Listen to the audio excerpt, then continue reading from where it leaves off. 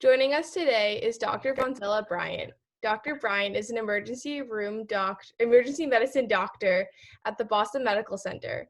She is also a clinical assistant professor of emergency medicine at the Boston University School of Medicine. Dr. Bryant, thank you so much for your time today.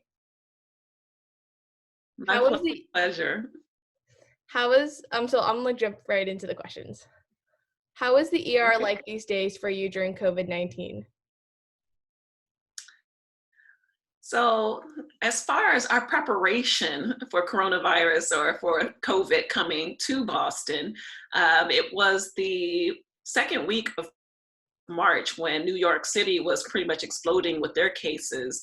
And so at that time, we geared up pretty much in like a war room. If you watch those TV shows where everybody's getting together to talk about how we're going to be prepared for this. And in that war room, we had administration help us out with talking about the number of beds that we're going to need in the hospital, the number of ventilators that we're going to be needing, how we're going to shift things around in the emergency department as far as the layout. Actually, the hospital has been great where we have a ILI, that's influenza-like illness clinic, where patients who are walking and well can go there and to get swabbed, and then it can be sent home to be quarantined, self-quarantined for about 2 weeks. Sometimes it's only 7 days. So that's kept the volume down in the emergency department. Usually at Boston Medical Center, an average day, we see about 400 plus patients a day.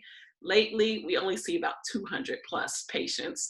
And that is very helpful because, as you can imagine, with every patient that we need to do that donning and doffing, and that's when we have to put on the PPE, the personal protective equipment, as far as the gloves, the gown, the mask, face mask.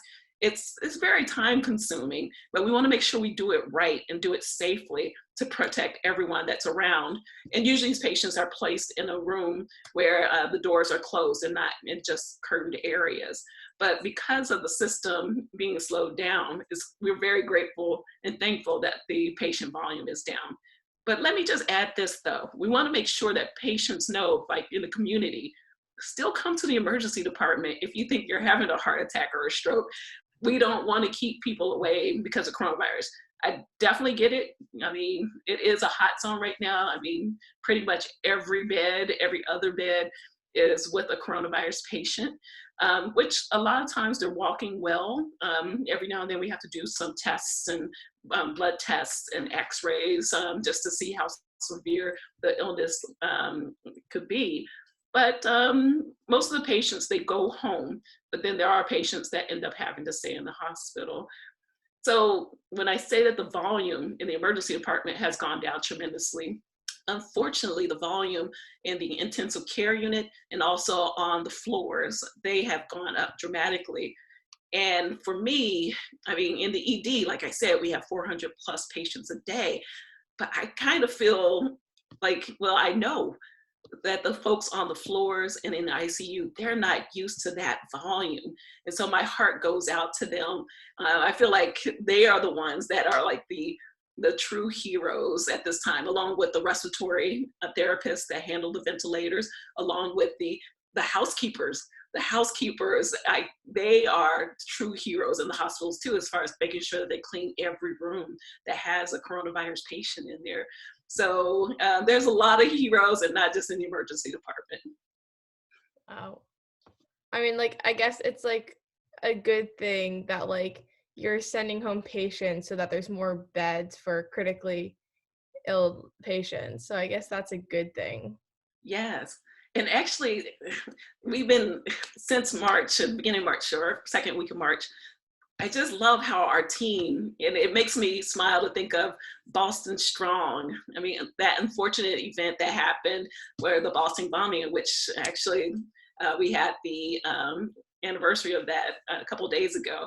But Boston, they came together to be able to save so many lives.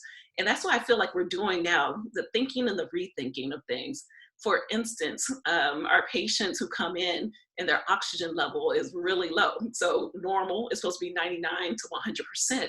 but every now and then, well, I want to say every now and then, but that makes it sound like it doesn't happen that often. It actually does happen more often than that. But you would see somebody with an oxygen level of 85%, and they're, 40s, which is young for me since I'm 46.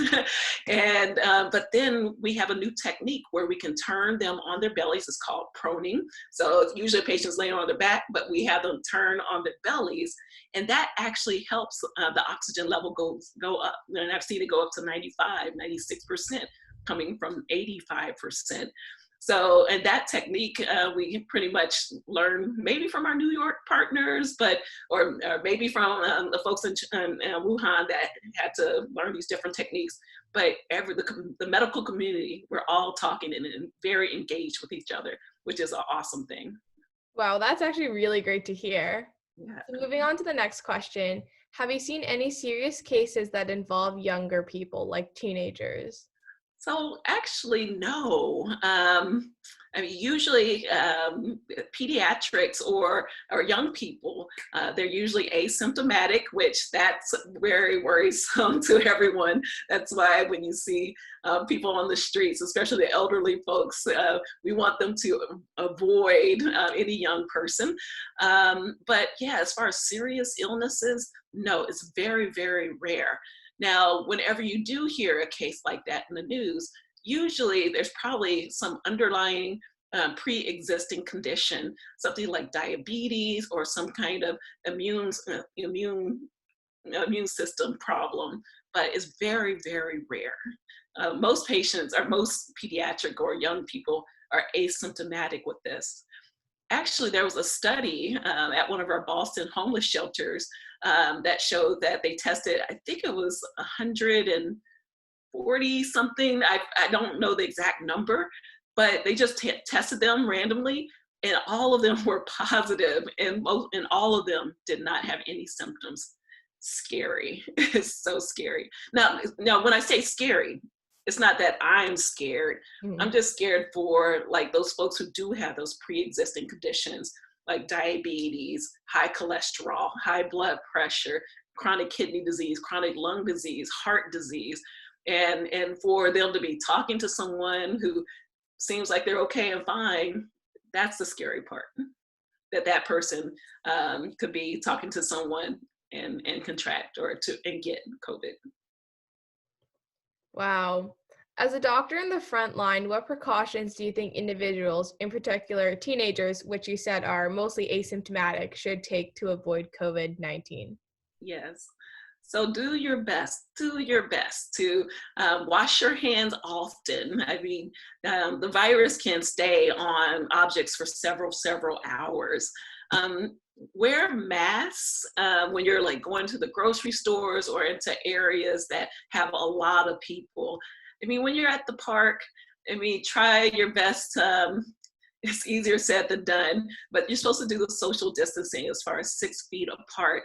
And it would be nice if you could do the 6 feet apart with a mask on. And then also avoid touching your face because you're touching things and then touching your face, and then it's easier for it to get into your system that way also.